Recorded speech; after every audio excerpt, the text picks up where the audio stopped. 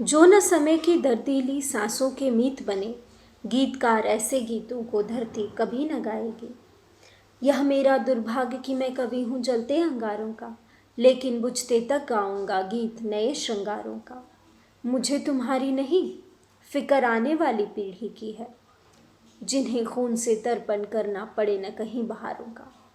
मंदिर से मत दूर आरती के गीतों को ले जाओ, कोटि कोटि जनता ऐसे पागलपन पर पछताएगी। कोटि कोटि जनता ऐसे पागलपन पर पछताएगी। ये पंक्तियाँ हैं अपने गीतों से कभी हौसला बढ़ाते, कभी आह्वान करते, कभी राह दिखाते श्रद्धेय जन कवि मुकुट बिहारी सरोज जी की। उनकी किताब पानी के बीच में अजय तिवारी जी लिखते हैं कि उनकी जन्म तिथि अपने आप में ही छंदबद्ध है। जी हाँ, 26 जुलाई 1926। इसी छंदबद्धता को उन्होंने ताउम्र जिया और छंद को नए आयाम प्रदान किए।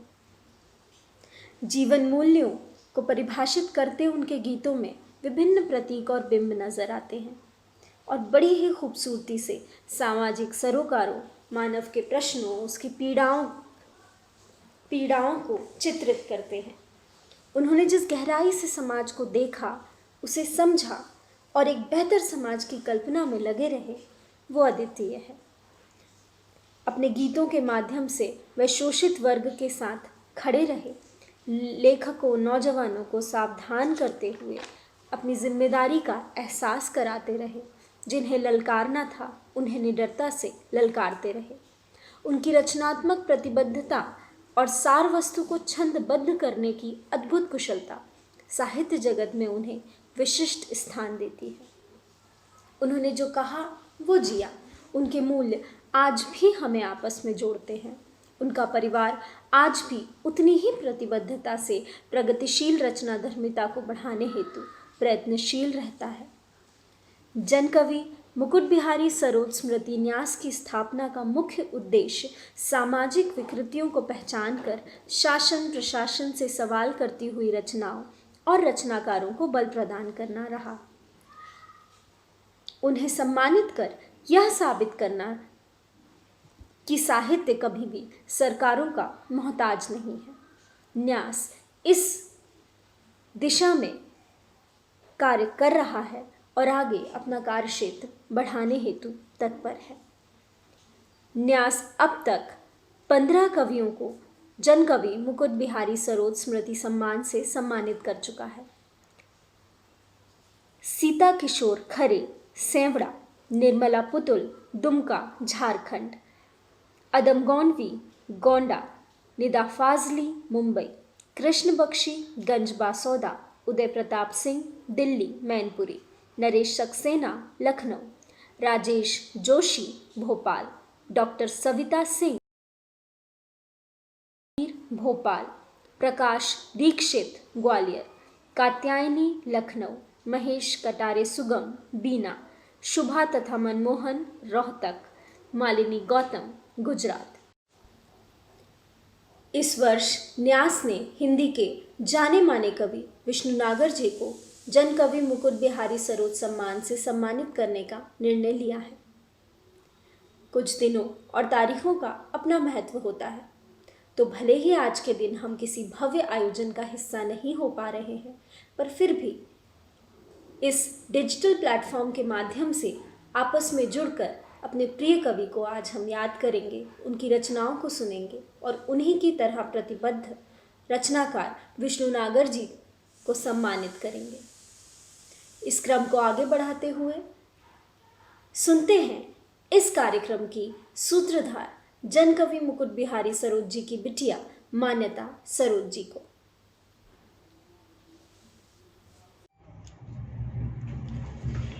नमस्कार दोस्तों, आज फिर हम मिल रहे हैं। पिछले 15 सालों से ये क्रम जारी है। चैम्बर ऑफ कॉमर्स के हॉल में 26 जुलाई की शाम को हम लोग मिलते रहे हैं, लेकिन कोरोना काल ने इस पर रोक लगा दी है। दोस्तों, हम चाहते हैं कि कोरोना जल्दी से जल्दी जाए और मानवता जीत जाए, सृष्टि फिर पहले की तरह हो जाए और हम और आप लोग फिर एक बार खुले में सांस लें और इस कार्यक्रम को दोबारा रूबरू कर सकें। ऐसी हम सबकी कामना है और हमें विश्वास है कि मानवता जीतेगी और कोरोना हारेगा। दोस्तों, कोरोना के काल ने हमें बहुत दर्द दिए हैं और ये काल इतना खराब साबित हुआ है कि सदियों तक पीढ़ियां इसके दर्द को भूल नहीं पाएंगी। हमने देखा कि किस तरह मजदूरों ने बुरी हालात में इस सफ़र को तय किया। क्या हम कभी उसे भूल पाएंगे? क्या कभी हम सरकार को उसकी गैर जिम्मेदारी के लिए माफ़ कर पाएंगे? शायद नहीं। मानवता का इतना खराब रूप हमने पहले कभी नहीं देखा। साथियों, कोरोना ने हमें बहुत दर्द दिया। सरकारी आंकड़ों के अनुसार ही 6 लाख लोग कोरोना के काल के गाल में समा गए। 1.25 करोड़ से ज़्यादा लोग इस बीमारी की चपेट में हैं। सरमाएदारों की दुनिया के स्वर्ग कहे जाने वाले अमेरिका में 2 लाख से कम लोगों की मृत्यु अगर होती है तो वहाँ के राष्ट्रपति का कहना है कि ये अमेरिका की सफलता है। यानी 2 लाख लोग उनके लिए सिर्फ आंकड़ा है। इस काल ने हुक्मरानों की बेरहमी और उनकी हैवानियत, मुनाफे के लिए मानवता को दांव पर लगाने की बेशर्म चालों और कारपोरेटी पूंजी के आगे नतमस्तक होकर जनादेशों का अपमान करने की हरकतों को अपनी मासूम आंखों से देखा है। हमारे अपने देश में भी विभाजन के साथ आए विस्थापन के जो दृश्य 7 दशक तक हमारी पीढ़ियां या तो फिल्मों में देखती या किताबों में पढ़ती, लेकिन उन्हें हूबहू देखने पर मजबूर होना पड़ा। कोरोना जब पांव पसार रहा था, हमारे कर्णधार हेलो ट्रम्प और दीवारें खड़ी कर लाखों की भीड़ जुटाने में व्यस्त थे। जब कोरोना पांव पसार रहा था तो वे जनादेश को पलटने और सत्ता की हवस को पूरा करने में व्यस्त थे। जब मरीजों की संख्या 500 थी तब तालियां बजाई जा रही थीं। जब 11 लाख को पार कर गई तो 10 लाख का वस्त्रधारी खामोश है। खैर, सरोज जी होते तो क्या कहते? सरोज जी होते तो इन्हें प्रणाम करो, ये बड़े महान हैं। शायद नहीं, बात प्रणाम से तो बहुत आगे जा चुकी है। हाँ, मगर सरोज जी होते तो नेता बनकर जो अभिनेता आए हैं उन्हें जरूर आईना दिखा रहे होते। वे जन के साथ होते, वे उनका मन भी जन के साथ होता। वे हौसला नहीं हारते। वे यही कहते कि चिंता क्यों करते हो, चिंता क्यों करते हो गलत बयानी पर बूढ़ी दुनिया की। न्यायाधीश समय निर्णय कर देगा अपने आप एक दिन। सरोज जी को याद करते हुए हमारी आंखें उन लोगों के लिए भी नम हैं जो इस दौर में सरकारी लापरवाही का शिकार हुए। खैर, साहित्य संवेदनाओं से ही सृजित होता है, संवेदनाओं से ही संवरता है, संवेदनाओं से ही निखरता है और मानवीय संवेदनाएं ही बुद्ध को महल छोड़ने पर मजबूर करती हैं।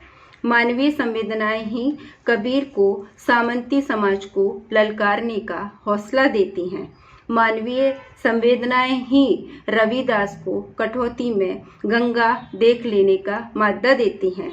यही संवेदनाएं मीरा को मीरा बनाती हैं और वे बड़े सामंती और क्षत्रिय परिवार को ललकारते हुए कहती हैं कि सती न बणसियों भक्ति करसियों, राणा मेरा क्या करसियों। मानवीय संवेदनाएं ही टैगोर को सर की उपाधि लौटाने का साहस देती हैं। मानवीय संवेदनाएं ही प्रेमचंद से गोदान लिखवाती हैं और समाज में बढ़ती विभाजन रेखा, गरीब और अमीर के बीच की खाई को चौड़ा होते जाने पर सरोज जी क्या कहते हैं? सरोज जी कहते हैं, एक और पर्दों के नाटक, एक और पर्दों के नाटक, एक और नंगे, राम करे दर्शक दीर्घा तक आ न जाए दंगे। खैर, जब परिस्थितियां लगातार विकराल होती जा रही हैं।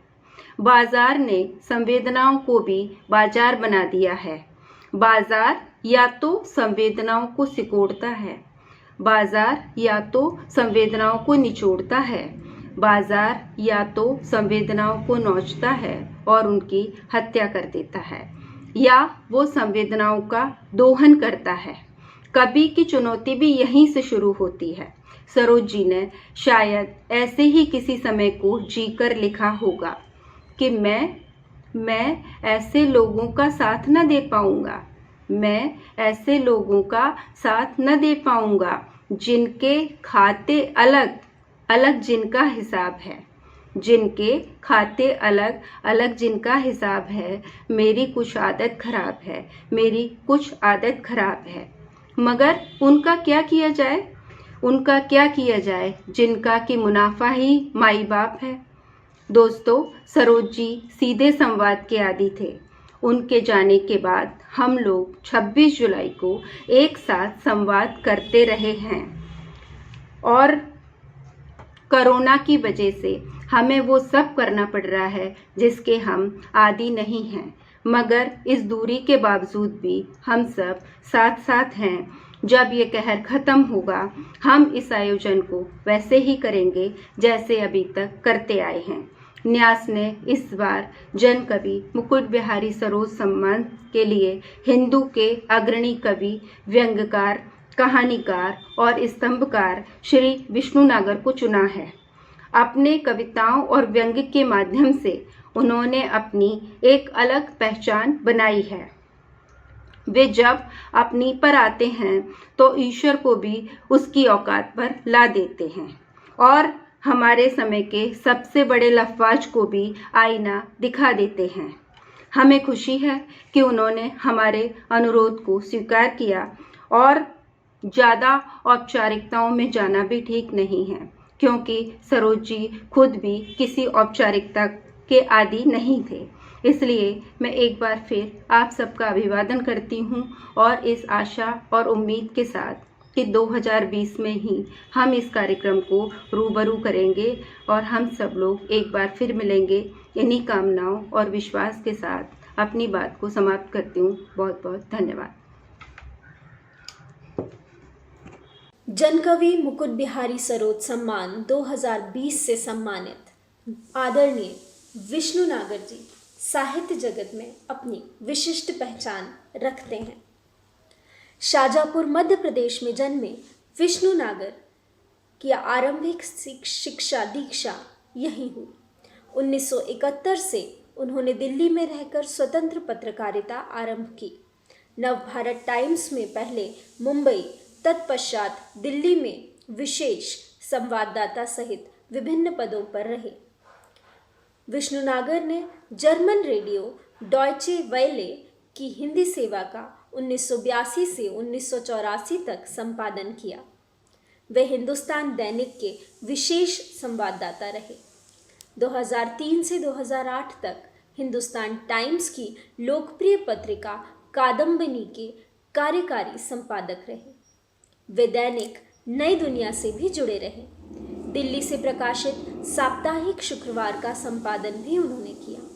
उनकी प्रकाशित पुस्तकों में मैं फिर कहता हूँ चिड़िया, तालाब में डूबी 6 लड़कियाँ, संसार बदल जाएगा, बच्चे, पिता और माँ, हंसने की तरह रोना, कुछ चीज़ें कभी खोई नहीं, कवि ने कहा, कविता संग्रह, आज का दिन, आदमी की मुश्किल, आह्वान, कुछ दूर, ईश्वर की कहानियाँ, बच्चा और गेंद कहानी संग्रह तथा आदमी स्वर्ग में नामक उपन्यास शामिल हैं। उनके निबंध संग्रह हमें देखती आंखें, यथार्थ की माया, आज और अभी, आदमी और समाज, आलोचना संग्रह तक से प्रकाशित हुए हैं। मित्रों, आज जन कवि मुकुट बिहारी सरोज की स्मृति में जो पुरस्कार इस वर्ष मुझे दिया जा रहा है, उस उपलक्ष्य में मुझे ग्वालियर में आपके बीच होना था, लेकिन आप जानते हैं कि कोरोना की महामारी पूरे देश में इस कदर फैली हुई है कि आयोजकों के चाहते हुए भी और मेरी इच्छा के बावजूद आना न मेरे लिए संभव था, न आपके लिए सुरक्षित था। तो एक वीडियो के माध्यम से मैं आपसे बात कर रहा हूँ और सबसे पहले मैं जन कवि मुकुट बिहारी सरोज स्मृति न्यास का आभार प्रकट करता हूँ, जिन्होंने इस वर्ष के सम्मान के लिए मुझे चुना। मेरी कविता को इतना महत्वपूर्ण आंका गया, हालांकि मैं नहीं समझता कि वह कविता इतनी महत्वपूर्ण है। मुझे हमेशा अपनी कविता के बारे में संदेह होता रहता है। आप जो ग्वालियर के वासी हैं वो जानते हैं कि लगभग इन्हीं दिनों मैं पिछली बार शैलेंद्र शैली स्मृति व्याख्यान के लिए ग्वालियर आया था और इस बार भी आपसे वीडियो के माध्यम से मुखातिब हूँ। आज सरोज जी का जन्मदिन है और हम सब उनका स्मरण करते हैं। आज वह अगर होते तो 94 वर्ष के होते, यानी आज से 6 वर्ष बाद उनकी जन्मशती मनाई जाएगी। सरोज जी से मेरा मिलना तो शायद कभी नहीं हुआ, मेरी स्मृति में ऐसा नहीं है और ऐसा होता नहीं कि मेरी मुलाकात होती और मुझे याद नहीं रहता। हालांकि स्मृति के मामले में बहुत बेहतर नहीं हूँ, मगर भोपाल आता जाता रहा तो मित्रों से लगातार उनके बारे में बात होती रही, उनकी कविता के बारे में, उनके व्यक्तित्व के बारे में, उनके खरेपन के बारे में, उनकी जन प्रतिबद्धता के बारे में। अभी हाल ही में मेरे मित्र कवि मित्र लीलाधर मंडलोई ने एक किस्सा सुनाया कि आकाशवाणी भोपाल ने उनके सम्मान में एक काव्य पाठ भी रखा था और उनसे कहा गया था कि वो जो भी अपनी मन में हो वो खुले मन से बोलें। तो ये काव्य पाठ और बातचीत, या आप कहेंगे कि अपनी बात कहने का इस सिलसिला लगभग 1 घंटे तक चलता रहा और सरोज जी को सब लोग मंत्रमुग्ध होकर सुनते रहे। किसी को मंत्रमुग्ध होकर सुनना या उसका इस योग्य होना एक मैं समझता हूँ कि जीवन की या रचनात्मकता की बड़ी उपलब्धि है। सरोज जी छंद के कवि थे। मेरे जैसे लोग छंद के कवि नहीं हैं, मगर उनकी चिंताएं और हम लोगों की चिंताएं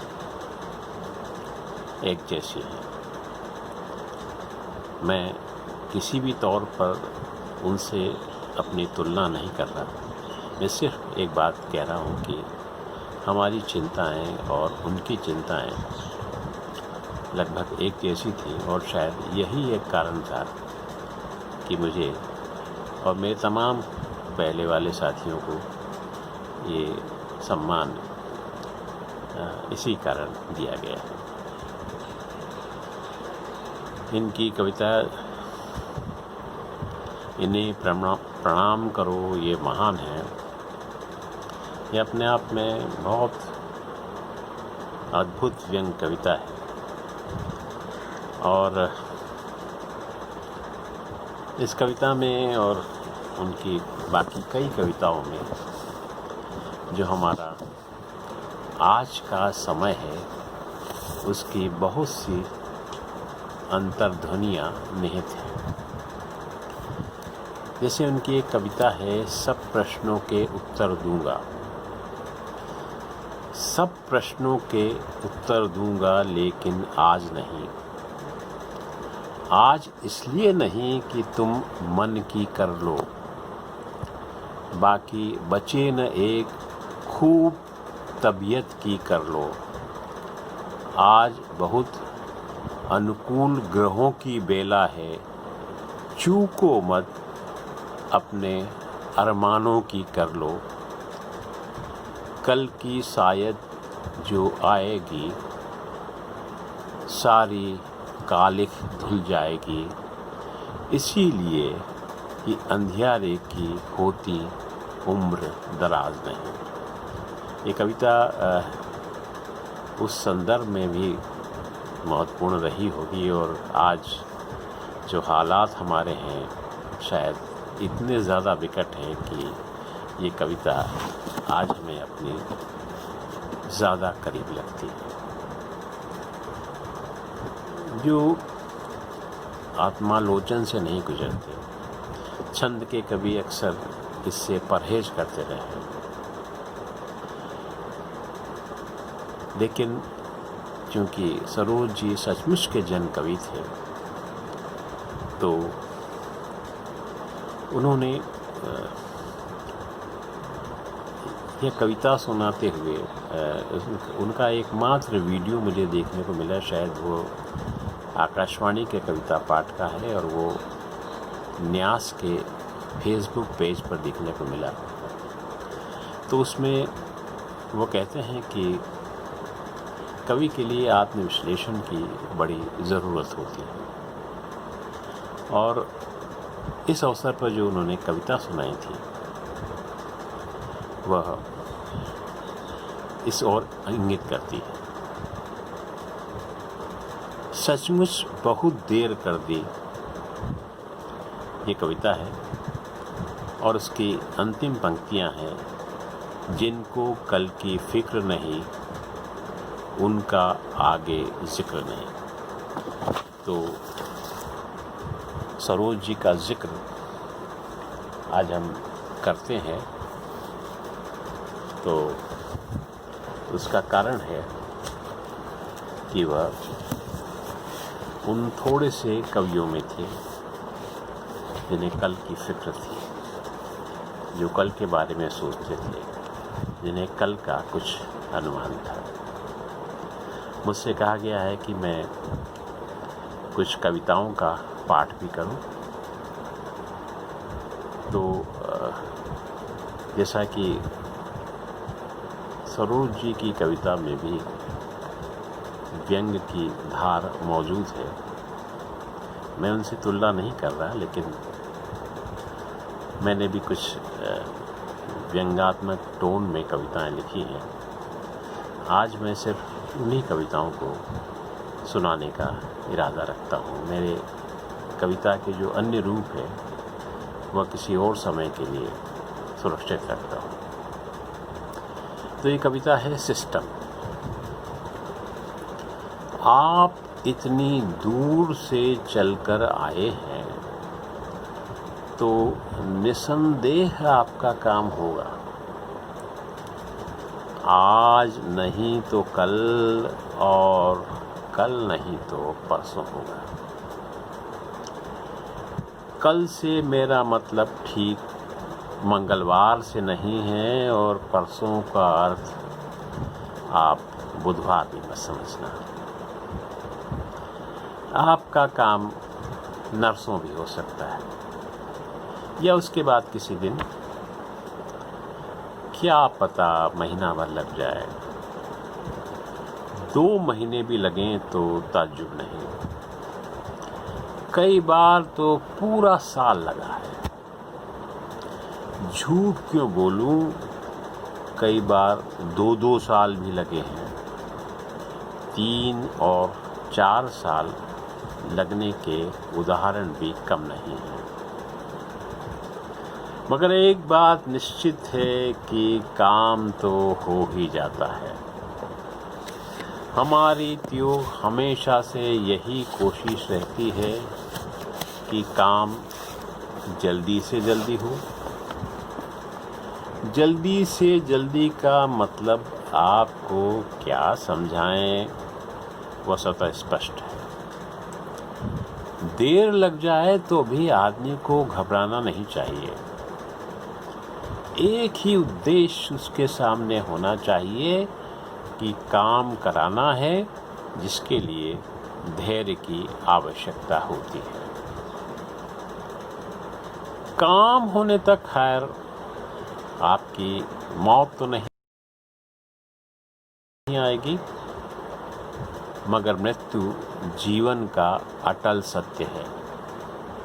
अतः यह सोचकर कोई भी इंसान इत्मीनान से मर सकता है कि वह मर भी गया तो क्या, उसका काम तो हो ही जाएगा। और एक बार मान लें कि तब भी नहीं हुआ, तो आप यहाँ लौट कर आने वाले तो हैं नहीं। लेकिन जब तक यह सिस्टम है और इसमें मैं हूँ, इस बात की पक्की खातरी रखें कि हमारे यहाँ देर है, अंधेर नहीं। वैसे भी जहाँ देर हो जाती है, अंधेर की ज़रूरत नहीं रह जाती, और काम तो जी आप अच्छी तरह जानते हो कि हो ही जाता है। तो ये कविता थी सिस्टम। और हिंदू धर्म में माना गया है कि 33 करोड़ देवता हैं। अधिकांश हिंदुओं को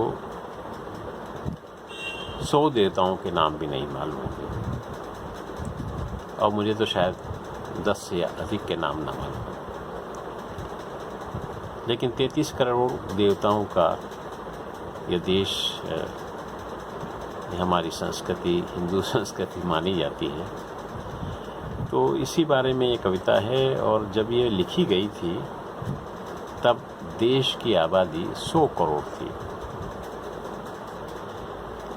तो कविता प्रस्तुत है। 33 करोड़ देवताओं के देश में 100 करोड़ मनुष्य, यानी हर 3 मनुष्य के पीछे एक देवता है। यानी एक परिवार के पीछे तो कई बार 2-2 देवता हैं। 4 लोगों के मेरे परिवार के लिए समझो कि 1.5 देवता हुए। ईश्वरीय संयोग की मेरे परिवार में 4 में से 3 जन ईश्वर विमुख, यानी एक देवता मेरे यहाँ फालतू है। फिर भी पट्ठा डटा है मेरे घर में, इस उम्मीद में कि सफ़ेद बालों वाला मैं किसी दिन उसे मानने लगूंगा, तो मान लेंगे उसे मेरे बच्चे भी, मिल जाएगा उस फालतू देवता को भी काम। हे उम्मीद, देवता को तो बख्श, देवता और आदमी में कुछ फर्क तो कर। और ये जनतंत्र की जो हालत आज से कई वर्ष पहले ही हो चुकी है, एक डेढ़ 2 दशक पहले ही हो चुकी थी, उससे भी ज़्यादा पहले। तो उस पर एक व्यंग्य है जनतंत्र में। जनतंत्र में बकरी और शेर एक घाट पर पानी पीते हैं। ये दृश्य आप चुनाव के समय देखते हैं। जनतंत्र में बकरी और शेर एक घाट पर पानी पीते हैं, बल्कि कभी कभी तो शेर अपनी पीठ पर बकरी को बैठाकर उसे गांव-गांव घुमाता है। कभी कभी तो वो बकरी के पीछे धुन दबाकर चलता है। कभी कभी शेर बकरी से डरा हुआ दिखना पसंद करता है। बकरी कुर्राती है, शेर मिमियाता है। ऐसा होते होते जब एक दिन शेर बकरी को खाने दौड़ता है तो बकरी कहती है, अरे अरे। तो शेर कहता है, अब तो क्या करे है अरे अरे, अब तो तू भज राम राम हरे हरे। तो ये राम राम हरे हरे भजने का समय अब फिर हमारे मुल्क में ला दिया गया है। ये थोड़ी गैर राजनीतिक कविता है और पहले मैं इसे काफ़ी सुनाया करता था, बीच में मैंने इसको सुनाया नहीं। इसका शीर्षक है नहीं नहीं और हाँ हाँ। नहीं नहीं एक बार मिलने गए हाँ हाँ से।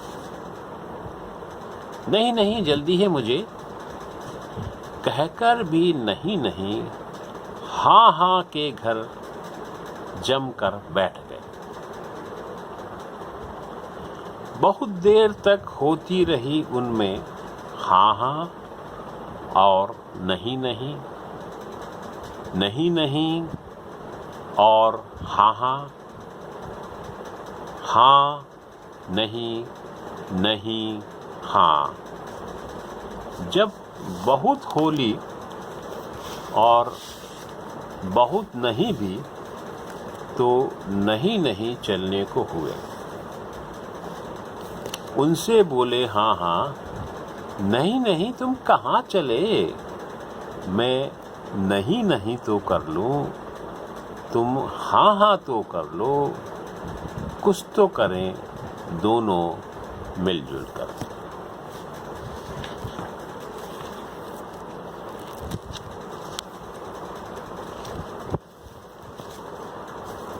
ये कविता व्यंग की कविता नहीं है, एक अपवाद स्वरूप दूसरी कविता तरह के सुना रहा हूँ। इसका शीर्षक है सबसे अच्छी कविता के बारे में।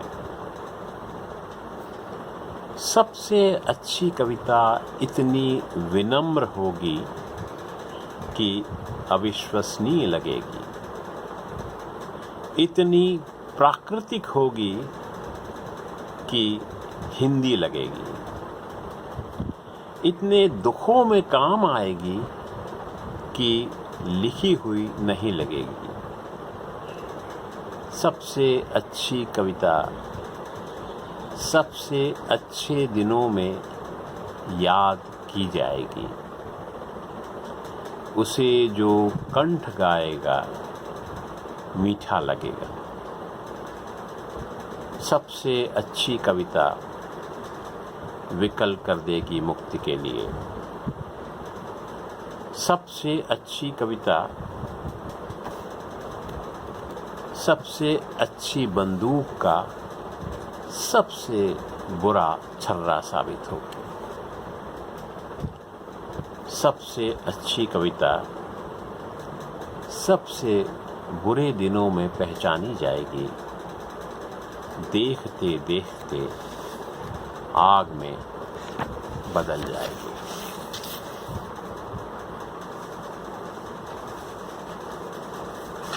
कुछ और कविताएं मैं आपको सुनाता हूँ।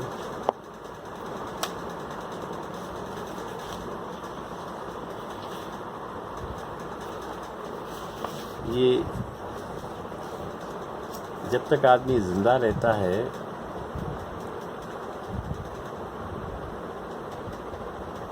उसको कई बार उलाहना, उपेक्षा और प्रताड़ना भी मिलती है, लेकिन जब वो नहीं रहता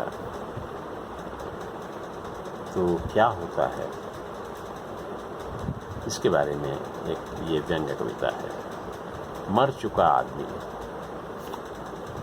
मर चुका आदमी इतना अच्छा लगता है जितना अच्छा वह कभी जीते जी नहीं लगा था। मन होता है कि उसका सिर होता तो चूम लेते, हमेशा बस उसी के साथ रहते, चलते डोलते, हमेशा उससे भी उसी के बारे में बातें करते, उसके गुण उसके सामने गाते। वह कुछ गलत कहता तो उसे ठीक करने की कोशिश नहीं करते, वह थप्पड़ मार देता तो उसके सामने दूसरा गाल कर देते। कभी कभी तो मन होता है कि मरकर उसी के पास चले गए होते तो कितना अच्छा था। मर चुके आदमी को इससे कोई फर्क नहीं पड़ता, इससे उसमें जीने की कोई ललक नहीं जागती, जबकि मर चुके आदमी ने न मरने के लिए अपने आप से बहुत संघर्ष किया था। वह हतप्रभ रह गया था जब उसे पता चला था कि उसकी अंतिम सांसें चल रही हैं। वह रोना चाहता था बुक्का फाड़कर, तभी उसे मौत आ गई।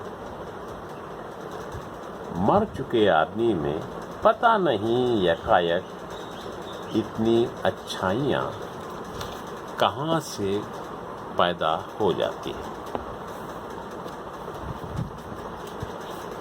एक अच्छा, इस कविता को बाद में सुनाता हूँ।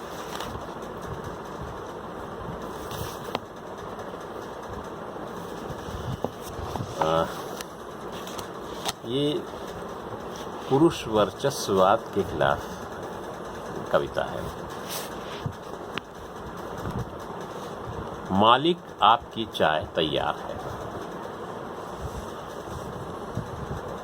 एक स्त्री आईने में अपने को देखती है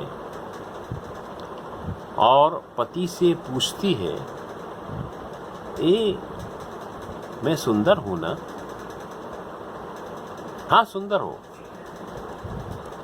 बहुत सुंदर। प्लीज अब जरा चाय तो बना दो। नहीं, पहले ठीक से कहो कि मैं सुंदर हूं, तब चाय बनाऊंगा। पति कहता है, कहा ना सुंदर हो, बहुत सुंदर हो, जाओ प्लीज अब चाय बना दो। स्त्री अभिमानिनी कहती है, नहीं, तुमने अभी मन से कहाँ कहा, मन से कहो तो बनाएंगे, वरना कहे देते हैं कतई नहीं बनाएंगे। हमारे पति को कि आज की चाय की छुट्टी हो जाएगी। पति ने इसका कोई जवाब नहीं दिया। वो रोकती रही, लेकिन पति चला गया। रास्ते में पति ने सोचा कि क्या वाकई मेरी पत्नी सुंदर है? वह किसी से यह पूछने में शर्माया। उसने पेड़ से पूछा तो कोई जवाब नहीं आया, एक पत्ता तक नहीं हिला। खुद पत्नी का चेहरा याद किया तो कुछ समझ में नहीं आया। उसने आसमान से पूछा तो वह जरा सा मुस्कुराया। उसने शाम को आकर पत्नी से कहा, हाँ, वाकई तुम सुंदर हो। पत्नी ने जवाब दिया, मालिक, आपकी चाय तैयार है।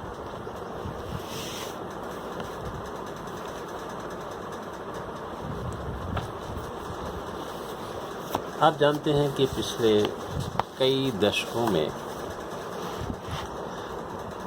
हम हिंदुस्तानियों के जो उच्च मध्य वर्ग का के सोच का,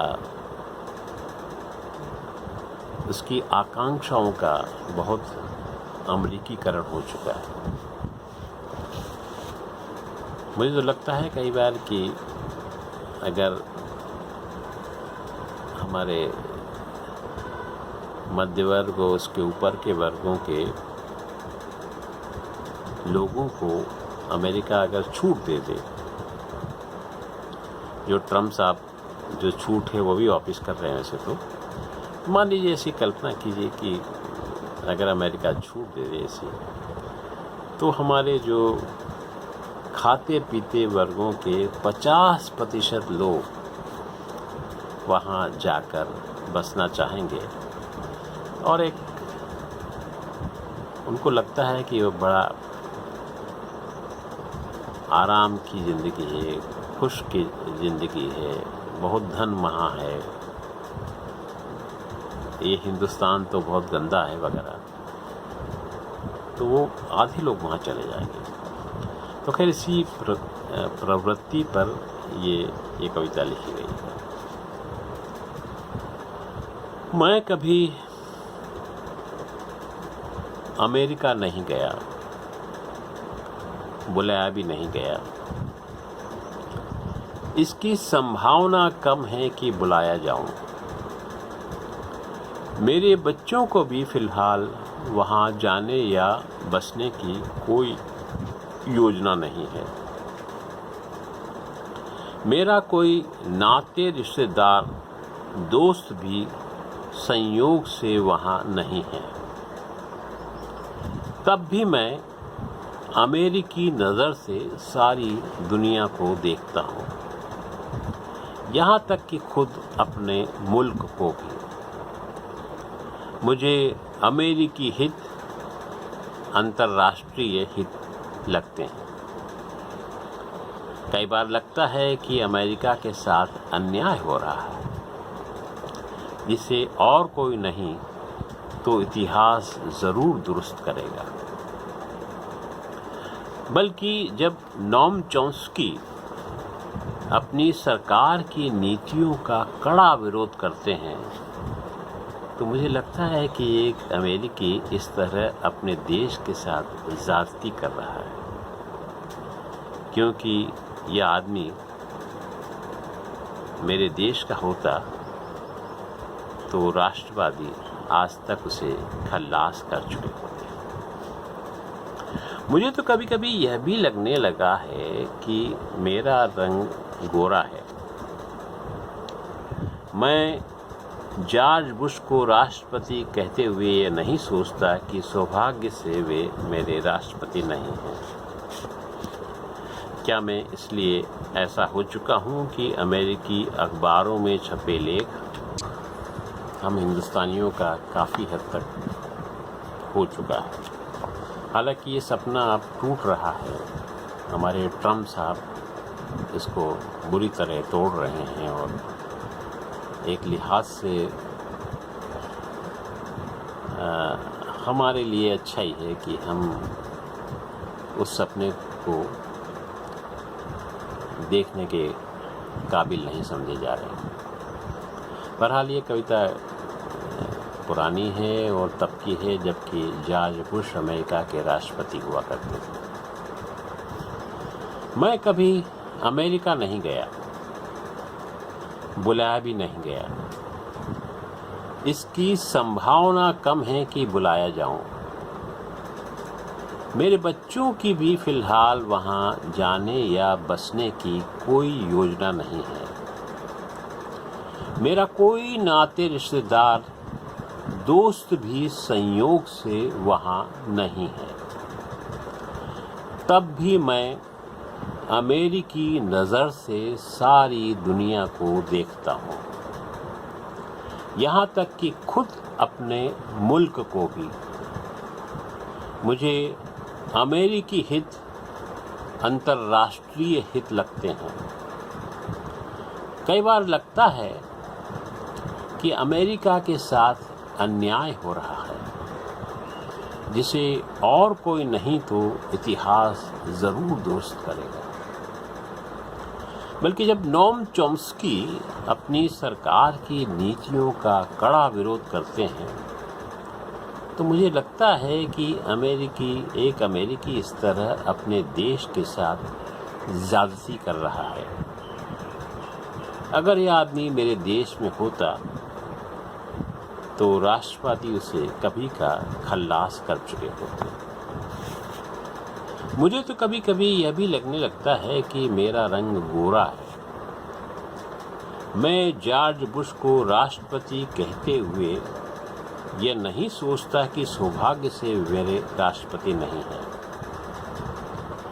क्या मैं इसलिए ऐसा हो चुका हूँ कि मैं अमेरिकी अखबारों में छपे लेख और खबरें पढ़ा करता हूँ, टाइम और न्यूज़वीक पढ़ता हूँ, BBC और CNN देखता हूँ, अपनी सरकार अपने मीडिया को उसके आगे नतशीर देखता हूँ, या मुझे उम्मीद है कि मेरे वर्ग के दूसरे बच्चों की तरह किसी दिन मेरे बच्चे भी अमेरिका में बस जाएंगे और मुझे 10 साल का अमेरिकी वीज़ा मिल जाएगा।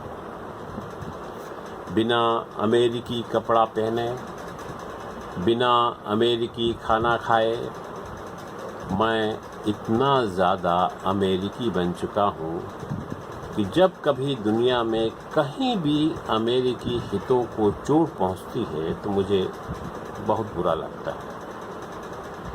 जिस बात पर अमेरिकी सरकार को गुस्सा आता है मुझे भी आता है। जब अमेरिकी दुविधा से गुजरते हैं तो मैं भी गुजरता हूँ। मैं सद्दाम को फांसी देने से इसलिए परेशान नहीं हुआ क्योंकि अमेरिका यही चाहता था।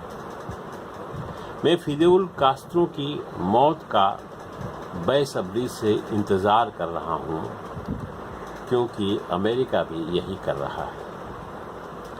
ह्यूगो चावेज मुझे इसलिए अच्छे नहीं लगते क्योंकि अमेरिका उन्हें अच्छा नहीं मानता। मैं इस्राइल के साथ इसलिए हूँ कि वह अमेरिका के साथ है।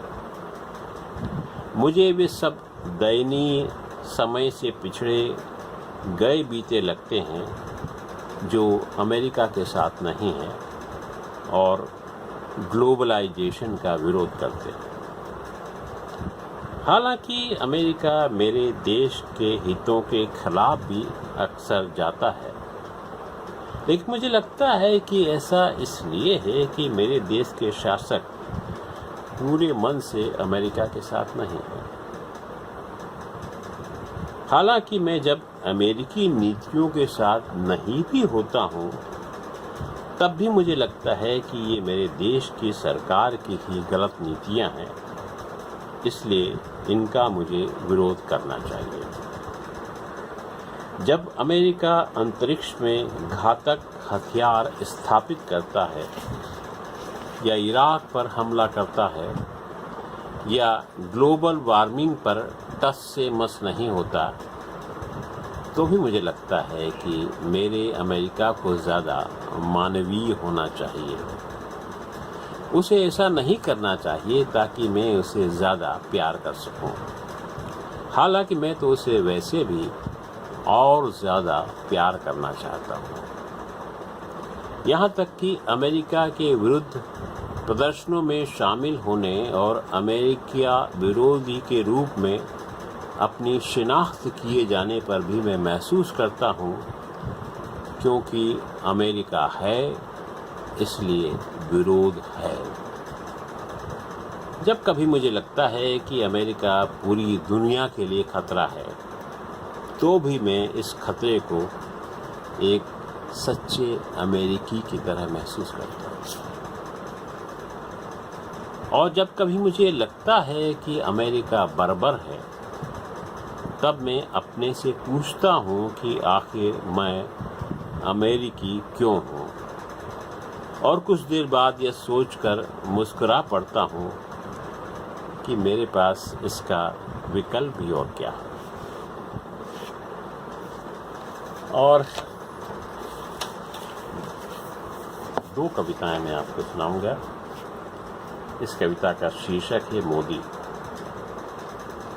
ये सिर्फ मोदी नामक व्यक्ति के बारे में नहीं है, उसके बहाने इस तरह के तमाम लोगों के बारे में, और उनके बारे में भी है तो उनके बारे में भी है। तो कविता का शीर्षक है मोदी। मोदी के घर में उसके कई सेवक हैं, उसका वहाँ कोई भाई कोई बहन नहीं, उसके आंगन में खेलता कोई बच्चा नहीं, उसके अनुयायी लाखों में हैं, उसका कहने को भी कोई मित्र नहीं। वह जब आधी रात को चीख पड़ता है भय से कांपकर, उसे हिलाकर जगाकर क्या हुआ ये पूछने वाला कोई नहीं। कुछ नहीं हुआ ये उत्तर सुनने वाला कोई नहीं। ऐसा भी कोई नहीं जिसकी चिंता में वह रात रात भर जागे। ऐसा कोई नहीं जिसकी मौत उसे दहला सके। किसी दिन उसे उल्टी आ जाए तो उसकी पीठ सहलाने वाला कोई नहीं। आधी आधी रात जागकर उसके दुख सुन सके, उसके सुख साझा कर सके, ऐसा कोई नहीं।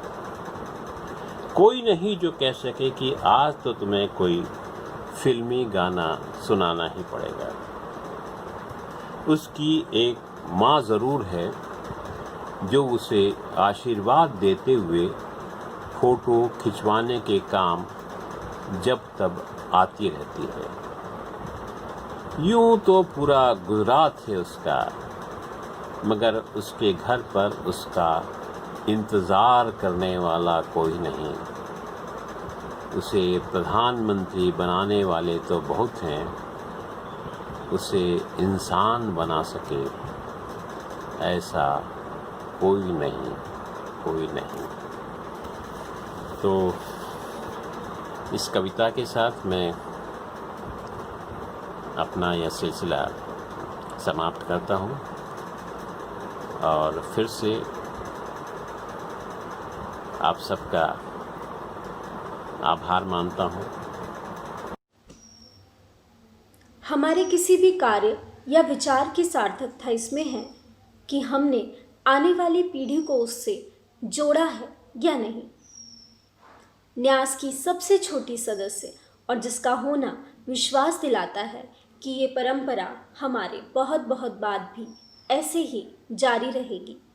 सुनते हैं शुभप्रीत कौर से उनके नाना जी की रचना रात भर पानी बरसता और सारे दिन अंगारे। नमस्ते, मैं शुभप्रीत कौर आज मेरे नाना जी श्री मुकुट बिहारी सरोज जी के 94वें जन्मदिन पर उनकी एक कविता प्रस्तुत करने जा रही हूँ। रात भर पानी बरसता और सारे दिन अंगारे। रात भर पानी बरसता और सारे दिन अंगारे। अब तुम ही बोलो कि कोई जिंदगी कैसे गुजारे। रात भर पानी बरसता और सारे दिन अंगारे। अब तुम ही बोलो कि कोई जिंदगी कैसे गुजारे। आदमी ऐसा नहीं है आज कोई, आदमी ऐसा नहीं है आज कोई, सांस हो जिसने पानी में भिगोई।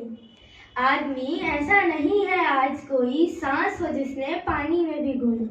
दर्द सबके पाँव में रहने लगा है, दर्द सबके पाँव में रहने लगा है, खास दुश्मन गांव में रहने लगा है। द्वार से आंगन अलहदा हो रही है, द्वार से आंगन अलहदा हो रही हैं, चढ़ गया है दिन मगर सब सो रहे हैं। अब तुम ही बोलो कि अब आवाज पहली कौन मारे। अब तुम ही बोलो कि अब आवाज पहली कौन मारे। कौन इस वातावरण की बंद पलकों को उधारे। अब तुम ही बोलो कि अब आवाज पहली कौन मारे। कौन इस वातावरण की बंद पलकों को उधारे। बेवजह सब लोग भागे जा रहे हैं। बेवजह सब लोग भागे जा रहे हैं, देखने में खूब आगे जा रहे हैं। किंतु मैले हैं बहुत अंतःकरण से। किंतु मैले हैं बहुत अंतःकरण से, मूल तो बिगड़े हुए हैं आचरण से।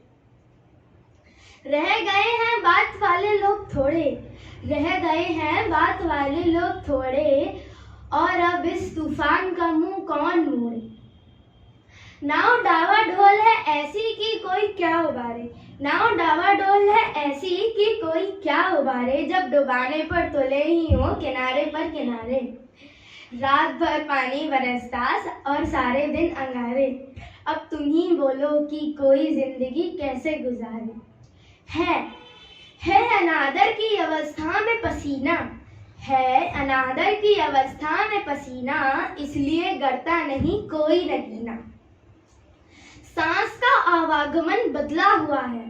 सांस का आवागमन बदला हुआ है, एक क्यारी क्या चमन बदला हुआ है। नागरिकता दी नहीं जाती सृजन को। नागरिकता दी नहीं जाती सृजन को, अश्रु मिलते हैं तृषा के आचमन को। अश्रु मिलते हैं तृषा के आचमन को। एक उत्तर के लिए हल हो रहे हैं ढेर सारे। एक उत्तर के लिए हल हो रहे हैं ढेर सारे, और जिनके पास हल है बंद है उनके किनारे। रात भर पानी बरसता और सारे दिन अंगारे। अब तुम ही बोलो कि कोई जिंदगी कैसे गुजारे। धन्यवाद। आइए अब सुनते हैं जन कवि मुकुट बिहारी सरोज जी के गीत, जिन्हें तैयार किया है इप्टा छिंदवाड़ा के साथियों ने। रोहित रूसिया, सुवर्णा दीक्षित, शेफाली शर्मा, राकेश राज, पंकज बोंडे, अमित सोनी, आदित्य रूसिया।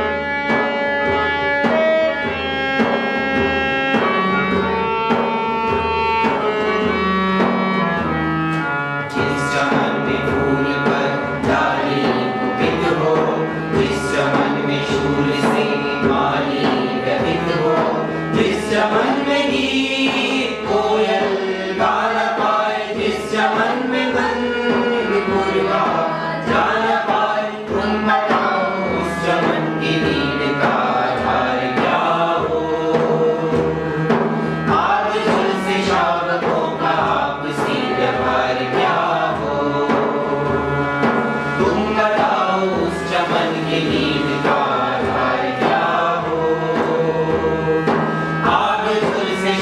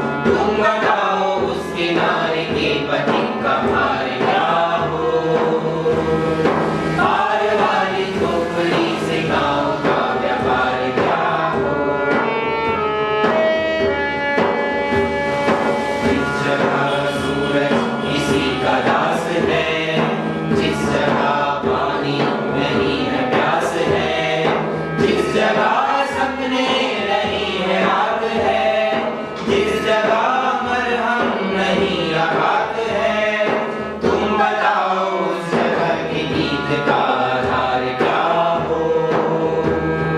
दर्द मिश्र सर्द आहों का सही प्रतिकार क्या हो।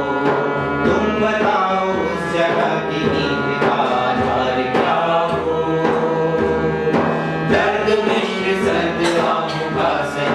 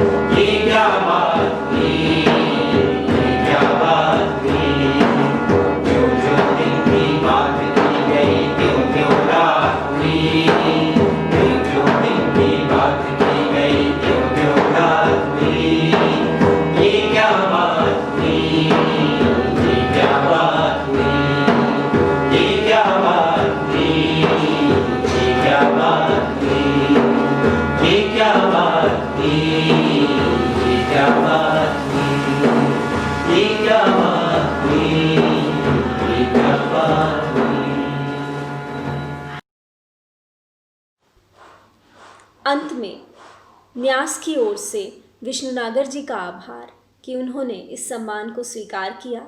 साथ ही आप सभी का आभार कि आप हमसे जुड़े रहे, इस वादे के साथ कि स्थितियां सामान्य होते ही हम एक भव्य आयोजन में इकट्ठा होंगे। मैं आपसे विदा लेती हूँ। धन्यवाद।